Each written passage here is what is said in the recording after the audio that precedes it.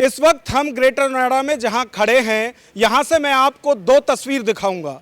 एक वो जहां अब कंक्रीट की खेती है, बिल्डिंग बनी हुई है, और ये बिल्डिंग है ग्रेटर नोएडा प्राधिकरण की। आज से 2 दशक पहले यहाँ किसानों के लिए खेती होती थी, हरियाली यहाँ लहराती थी। दूसरी तस्वीर में आप देखिए कि खुद किसान है जो आज लड़ाई लड़ रहा है अपने अधिकारों की। जब उससे ज़मीन ली गई थी तो तमाम तरह के वादे सरकार ने किए थे कि ज़मीन के बदले में उन्हें रोजगार मिलेगा, यहाँ के लोगों को रोजगार मिलेगा। लेकिन जो वादे किए गए थे क्या वो पूरे हुए, और किसान किस लिए परेशान हैं? आज हम किसानों के बीच में हैं और खुद जो देश का अन्नदाता कहा जाता है उस किसान से बात करते हैं। आप जरा बताइए क्या क्या समस्या यहाँ किसानों की है? बड़े बड़े वादे किए गए होंगे जिस वक्त ज़मीन अधिग्रहण हुई होगी, और क्या क्या वादे सरकार ने उसमें पूरे किए हैं? जी, जिला गौतम बुद्ध नगर में Noida new Okhla industrial development authority, यानी जो दिल्ली में ओखला है उसका एक नया रूप दे करके हमारे ज़िले में ज़मीन को अधिग्रहण करने के लिए कि हम एक औद्योगिक शहर बसाएंगे, इस बात पर नोएडा का गठन किया गया था। और फिर जब इन्होंने ज़मीन हमारी एक्वायर की 100 रुपये से भी कम, यानी हम कह सकते हैं 10 रुपये से लेकर के 100 रुपये के बीच में हमारी ज़मीन ले ली गई। हमसे वायदे किए गए कि यहाँ पर इंडस्ट्रीज़ लगेंगी, लेकिन नोएडा प्राधिकरण ने शुरू से ही आप देख सकते हैं कि जितने भी सेक्टर हैं नोएडा के, सेक्टर 1 से लेकर के सेक्टर 144 तक, 160 तक, जितने भी सेक्टर नोएडा ने बसाए हैं वो सब आवासीय बसाए हैं। इंडस्ट्री के नाम पर थोड़ी बहुत ज़मीन, ये समझिए कि जो ग्रीन बेल्ट की ज़मीन भी नहीं होगी उससे भी कम इंडस्ट्री नहीं लगाई। उसके बाद उसका जो विरोध होता रहा, फिर इन्होंने ज़मीन, क्योंकि उससे मुनाफा कमा रही हैं सरकारें, उसके बाद उन्होंने ग्रेटर नोएडा अथॉरिटी बना दी, यानी नोएडा का एक और विस्तारित करते हुए ग्रेटर नोएडा प्राधिकरण में अब लगभग हज़ारों गांव आ चुके हैं, क्योंकि 282 गांव आगे दोबारा फिर ग्रेटर नोएडा फिर एक्वायर कर रहा है। इसके अलावा इससे भी पूर्ति इनकी नहीं हुई, फिर इन्होंने यमुना प्राधिकरण बना दिया, यानी 1976 में नोएडा, 91 में इन्होंने फिर ग्रेटर नोएडा बनाया, और उसके बाद 2001 में फिर इन्होंने यमुना प्राधिकरण बना दिया। यमुना प्राधिकरण यहाँ से लेकर अब एक्वायर कर रहा है आगरा तक। 10 जिले लगभग ये इसकी रडार पे हैं इन तीनों प्राधिकरण के। तो हम ये कह सकते हैं कि ये लूट का अड्डा बनकर रह गए हैं। इंडस्ट्री के नाम पे कुछ नहीं है, और इंडस्ट्री अगर लग भी रही है तो उसमें हमें कोई रोज़गार नहीं है। अभी यहाँ पर हायर कंपनी लगाई गई है दिल्ली मुंबई कॉरिडोर के DMIC के अंतर्गत, IIT जिनल कंपनी के माध्यम से यहाँ अधिग्रहण किया जा रहा है, और उसमें एक स्थानीय बच्चों के लिए बिल्कुल क्लियर लिखा है कि यहाँ पर 200 किलोमीटर तक का बंदे को कोई रोज़गार नहीं है। यानी स्थिति ये हो गई है कि इंडस्ट्रियल के नाम पर ज़मीन लेकर के, और कोई छोटी मोटी अगर इकाई लगी भी है तो उसमें हमारे स्थानीय लोगों को रोज़गार नहीं है। जो हमें मुआवजे दिए गए वो पुराना एक्ट था, उसके तहत हमारे समझौते हुए। पुनर्वास पॉलिसी हुआ करती थी पहले, 2003 में बनी, 2007 में बनी, वो पूरी तरह से प्रभावी थी पुराने एक्ट पर, और उसमें 10% प्लॉट के हमारे समझौते हुए। उसके बढ़ा हुआ मुआवजा था जो माननीय हाईकोर्ट ने 64.7% का देने की बात कही थी। भूमिहीनों के लिए मकान आवासीय देने की बात कही थी, उनके लिए आवासीय प्लॉट देने की बात कही थी, और गांवों का विकास एक तर्ज उसमें बनाया था कि ये स्कूल, अस्पताल, स्टेडियम, पंचायत घर, बरातघर ये रहेंगे ना। तो वो पुराने एक्ट की चीज़ें पूरी की गई, उसके लिए आज तक धरनारत हैं। और 1 जनवरी 2014 से जब से नया अधिग्रहण कानून देश में आया है, उसमें बाजार दर का 4 गुना मुआवजा, 20% प्लॉट, रोज़गार, भूमिहीनों के लिए मकान, आवासीय, रोज़गार और तमाम सुविधा देने की बात थी। और एक, यदि किसी की आबादियां जाती हैं उनका निस्तारण प्रॉपर किया जाए, और उनको सेक्टर बना करके अलग से विकसित करके दिया जाए। वो कोई भी चीज़ यहाँ पर शेड्यूल 1, 2, 3 जितने भी नए एक्ट में हैं उनका लाभ नहीं दे रहे हैं। यहाँ हमारे ज़िले में मैं बता रहा हूँ कि यहाँ पर रेलवे के लिए भी DFCC के लिए ज़मीन ली गई है, बोड़ा की गाँव से लेकर के हमारे आसपास के जो गाँव हैं, और हाईवे के लिए ईस्टर्न पेरिफेरल एक्सप्रेस वे बना है जो दिल्ली के चारों तरफ बना है। 42 गांव हमारे गौतम बुद्ध नगर के उससे प्रभावित हैं, उनकी ज़मीन गई है। गाजियाबाद, फरीदाबाद, हमने उनके लिए भी पूरा आंदोलन किया था। पूरे दिल्ली NCR के लोगों की हम आवाज़ उठाते हैं। वेस्टर्न यूपी के किसानों की ज़मीन को यहाँ से आगरा तक अधिग्रहित किया जा रहा है, उसकी हम आवाज़ उठाते हैं। हमने संयुक्त किसान मोर्चा बनाया हुआ है, और उसमें हम भूमि अधिकार की बात करते हैं। सारे संगठन मिलकर के उसकी लड़ाई लड़ रहे हैं कि हमें ज़मीन, जब हमारी ज़मीन ही नहीं रहेगी तो फिर हमारा भविष्य क्या होगा।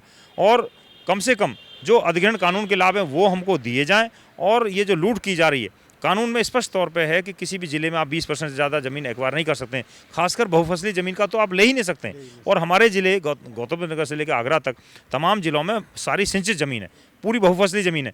इट मीन्स ये ले ही नहीं सकते थे इसको, इनको लेना था तो कहीं पहाड़ी क्षेत्र में जहाँ ऐसा मरुस्थल का क्षेत्र है जहाँ पर उपजाऊ ज़मीन नहीं है, वहाँ पर जाकर एक बार कीजिए आप। मध्य प्रदेश में जाइए, बिहार में जाइए, कहीं अन्य राज्यों में जहाँ वहाँ भी जो अच्छी ज़मीन है उसको छोड़िए। तो कुल मिलाकर के किसानों के साथ लूट है। दिल्ली के आसपास सभी अपनी इकाई लगाना चाहते हैं, यहाँ पर लगा के तमाम इंडस्ट्रियों से लेकर के बाबा रामदेव तक सबने अधिग्रहण करने के लिए अपने प्रस्ताव दे रखे हैं। ज़मीनें हज़ारों बीघे खरीद कर हर एक बिल्डर ने यहाँ डाल रखी हैं। तो हम इसका पुरजोर विरोध करते हैं। और ये जो कंक्रीट के महल ये बना करके ये कह रहे हैं कि हम इंडस्ट्री लगा रहे हैं, इससे बड़ा कोई और धोखा हो नहीं सकता है। और किसान की जो फसल उगाने की जो बात है उससे बड़ी कोई इंडस्ट्री नहीं है। अगर वो फसल बोता है, एक दाने से 1000 दाने, लाख दाने बनते हैं, कोई इंडस्ट्री इतना नहीं करती और उस सबका पेट भरता है उससे।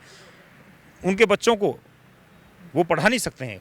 MBBS की तो बात छोड़िए, आप वो किसी प्राइवेट स्कूल में नहीं पढ़ा सकते हैं। आज स्थिति है। अगर वो अपनी उद्योग के नाम पर बसाया गया था नोएडा भी, ग्रेटर नोएडा भी, और आप कह रहे हैं कि जो स्थानीय लोग हैं उन्हें ही यहाँ जो फैक्ट्री या कंपनियाँ खुलती हैं उनमें नौकरी नहीं मिलती हैं।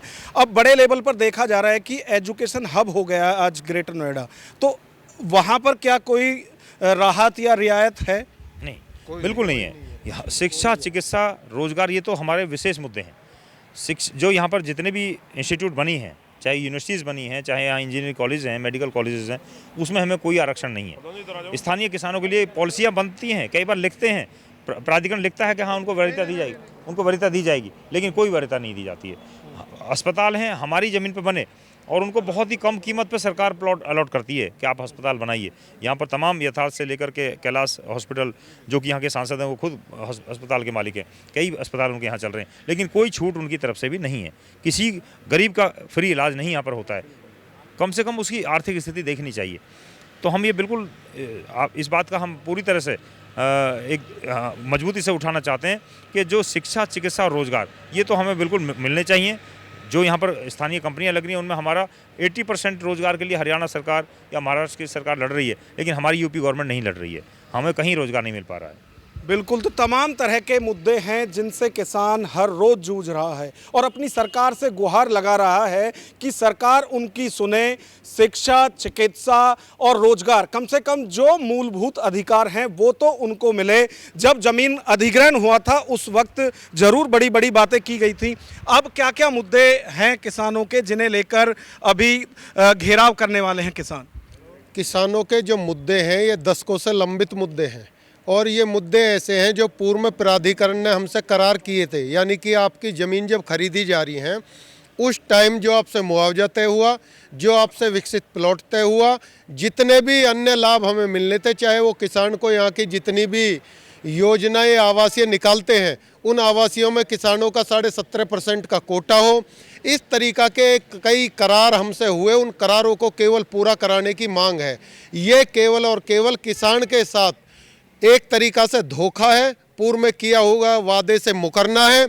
हमको पहले बताया गया कि मिनिमम साइज प्लॉट जो आपको है वो 120 मीटर से कम नहीं मिलेगा, लेकिन उसको घटा के 40 मीटर कर दिया जाता है। मैक्सिमम प्लॉट हमारा साइज जो है 2500 स्क्वायर मीटर होता है, उसको तो इन्होंने नहीं बढ़ाया। जो इनकी लाभ की चीज़ें हैं उन्हें फट से कर लेते हैं। जो किसान के लाभ की चीज़ें उसमें एक इंच भी मसकने के लिए तैयार नहीं है। 17.5% का कोटा हमारा समाप्त हो गया। हमको 10% विकसित प्लॉट मिलना था, उसकी जगह हमसे कहा जा रहा है कि अब आपको 6% विकसित प्लॉट मिलेगा। हमारे बच्चों को रोजगार अनिवार्य रूप से मिलना था, वो रोजगार हमको नहीं दिया जा रहा। हमारा ये दुर्भाग्य है। हमारे क्षेत्र में, हमारे खेतों में, हमारे क्षेत्र में लगने वाले औद्योगिक संस्थानों में हमारे लिए बोर्ड लगा दिए जाते हैं कि आप 200 मीटर के दायरे में आते हो तो आपको रोजगार नहीं दिया जाएगा। मेरा आपके चैनल के माध्यम से सरकार से सीधा सीधा सवाल है, चाहे वो केंद्र सरकार हो या राज्य सरकार हो, आप जिन जनप्रतिनिधियों को टिकट देकर हमारे मध्य भेजते हैं, हम उनको अपने जनप्रतिनिधि के रूप में चुनकर सदन में पहुंचाने का कार्य करते हैं, उनकी जवाबदेही कहां से तय होगी?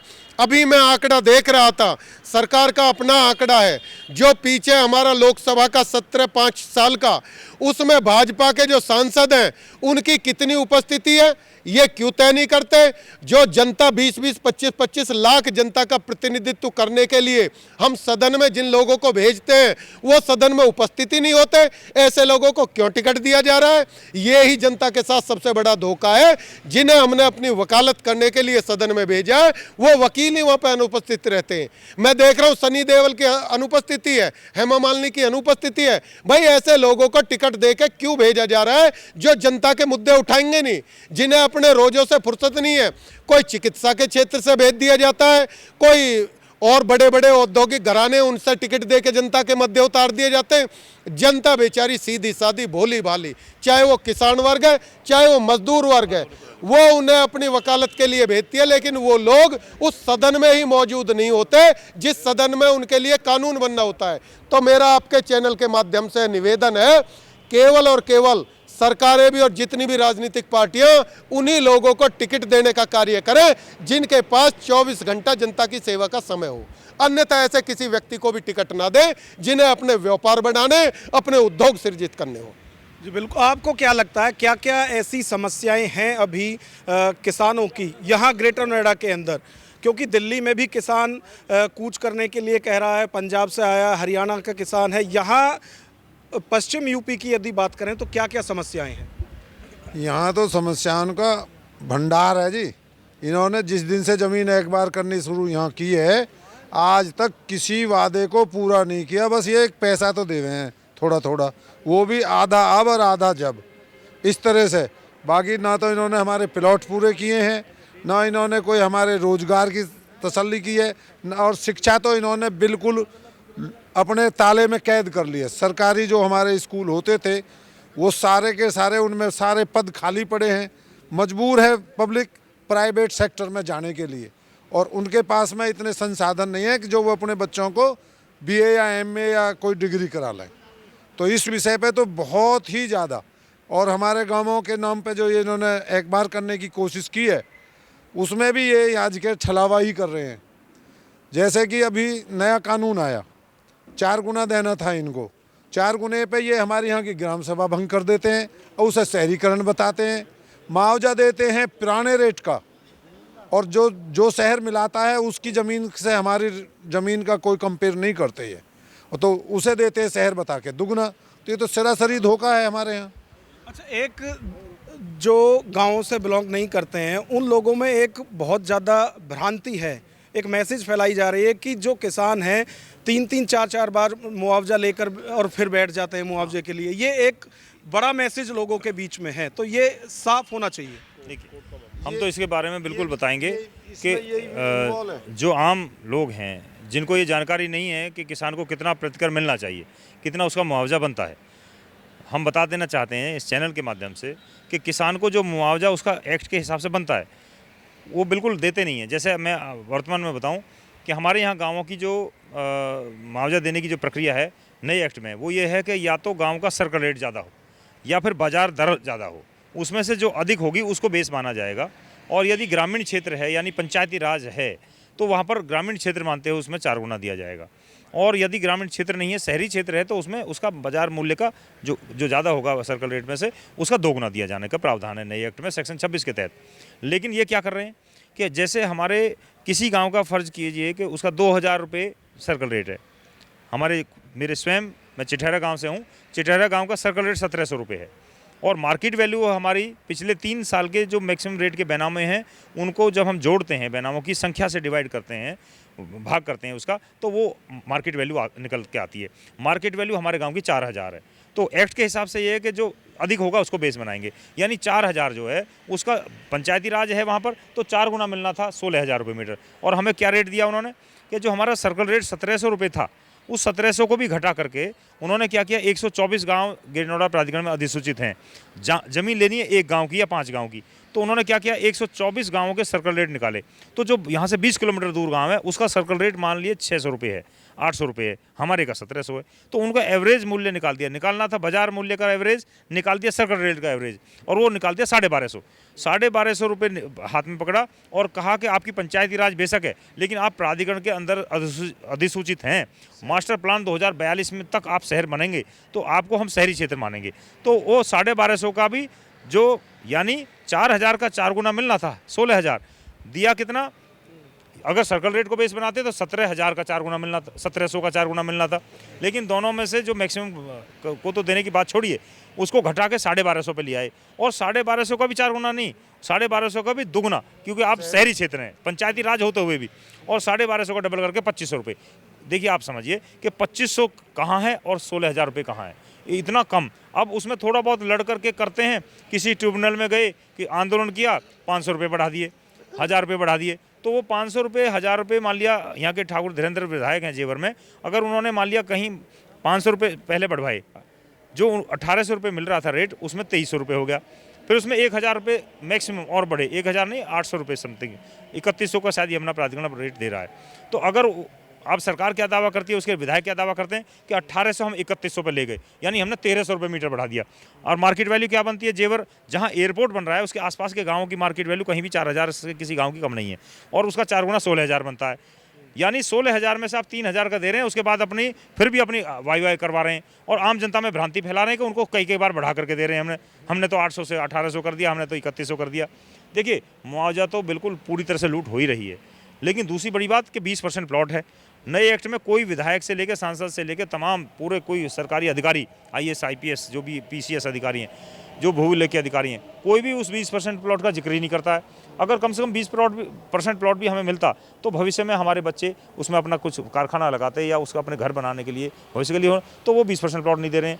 रोजगार सभी बच्चों को, 18 साल के बच्चों को देना है, या अगर कोई कंपनी बहुत छोटी है और वो रोजगार नहीं दे सकती है तो उसके बदले में उसको 5.5 लाख रुपए नौकरी के बदले में 2013 में देने थे जब एक्ट आया था।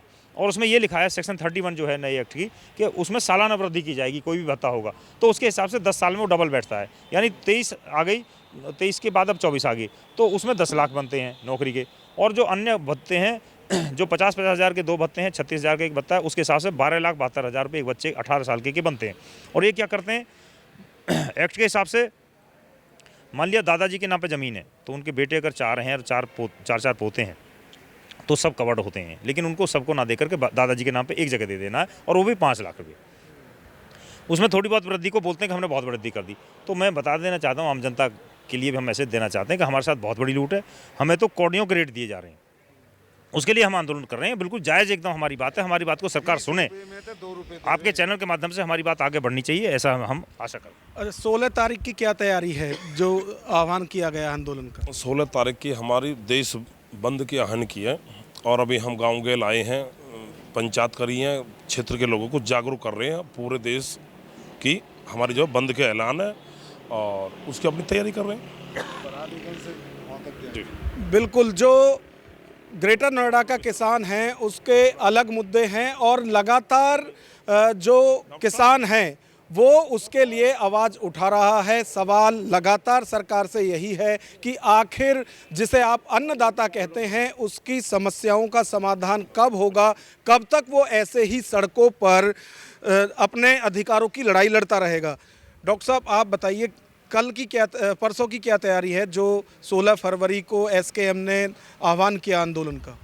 हम लोग पूरी तैयारी के साथ क्षेत्र में घूम रहे हैं। अभी भी हम पूरे गांवों में प्रचार अभियान चला कर आए हैं, और स्थानीय मुद्दों को लेकर के हमने जुलूस का कार्यक्रम रखा। अवध ग्रीन गोल चक्कर से और परी चौक होते हुए आएंगे। 10% नए कानून को लागू करना, MSP, मजदूरों के कोड बिल, ये तमाम मुद्दे इस एजेंडे में हमारे में हैं, और इसको बिल्कुल राजनीति का हम केंद्र बनाना चाहते हैं कि अब की बार जो लोकसभा का चुनाव हो वो किसान के मुद्दे पे ही हो।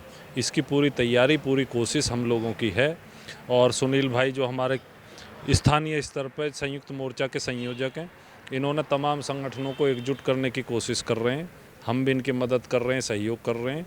और अभी मुख्य रूप से 3 संगठन, भारतीय किसान परिषद, अखिल भारतीय किसान सभा, जय जवान जय किसान संगठन, इन्हीं के नेतृत्व में आंदोलन गौतम बुद्ध नगर में चल रहा है। बाकी जो किसान यूनियन के अन्य धड़े हैं उन्हें भी हम जोड़ने की कोशिश कर रहे हैं, अन्य किसान संगठनों को भी जोड़ने की कोशिश कर रहे हैं, विपक्षी पार्टियों को भी कोशिश कर रहे हैं, और सहयोग में वो हमेशा आते रहे हैं। लेकिन अब की बार हमारी कोशिश ये है कि वो ज़्यादा संख्या में पार्टिसिपेट करें।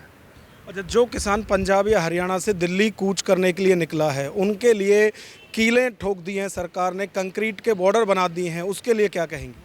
ये बिल्कुल इनका कतई विश्वास नहीं है मोदी सरकार का लोकतंत्र में, लोकतंत्र के उसूलों में। इनके जो पुराने प्रचारक तक थे गोलवलकर, वो तो भारतीय संविधान की एकदम निंदा करते थे और चाहते थे कि मनुस्मृति के आधार पर देश चले। ये तो हमारे आज़ादी के जो नेता थे जवाहरलाल नेहरू, हमारे भीमराव अंबेडकर, उन्होंने इसको लोकतांत्रिक संविधान दिया देश को, जिसमें सरकार के खिलाफ बोलने का हमें हक है। जबकि जो इनके खिलाफ बोलता, राज्य के खिलाफ जो बोलता, उसे ये दुश्मन समझते हैं और उसके खिलाफ कार्रवाई करते हैं।